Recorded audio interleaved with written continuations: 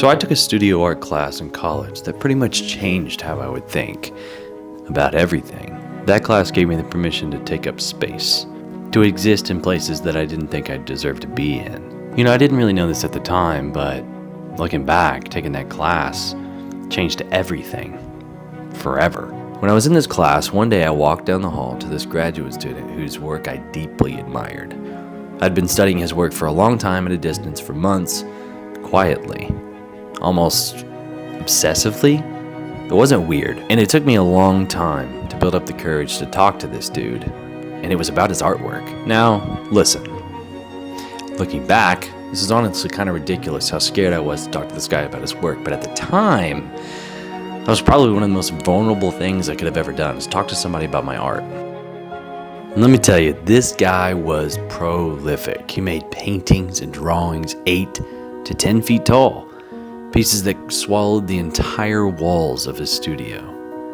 It was like a museum, really, a gallery, studying everything. The compositions, the scale, the brushstrokes. After being in his studio for a little bit, I just kind of came out and said it. I just said something to the effect of, man, I wish I could make work like this. And he didn't hesitate, he didn't lecture me. He just said very plainly, who's stopping you? And it clicked something in my head to where I was like, wow.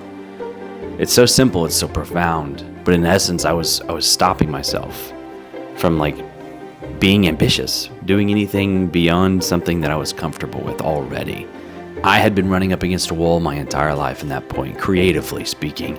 And I only just realized in that moment that only I held the key to be able to open that door. Sometimes, the only one who was stopping you is you. The one who was stopping me was me. And it just took a really simple reminder. I was afraid of trying because I'd fail. I was afraid of being too ambitious because it's too vulnerable. I was afraid of looking dumb. I was just afraid. There are over 8 billion people on this planet. And out of every single one of them, there's only one you. There's only one me. There's only one set of experiences, your path, your voice, your vision. Nobody else can replicate that. Now here's the thing. Don't get me wrong. None of us are special. Not a single one of us are special individuals. We might have different talents. We might not be good at certain things. And at first, maybe that's cold. But it should be freeing. Because while we may not be special, we are unique. There's only one you that can build what you're meant to build. Only one you that can reach the people you're meant to reach. And only one you that can live the life that is uniquely yours. If I could leave you with a couple of things, I'd say you don't need to become more like anybody else but yourself. You don't need permission to take up space where you think you don't belong. Maybe that wall you're running into, most of the time, you're probably the one who built it. You're the only one who can walk through it.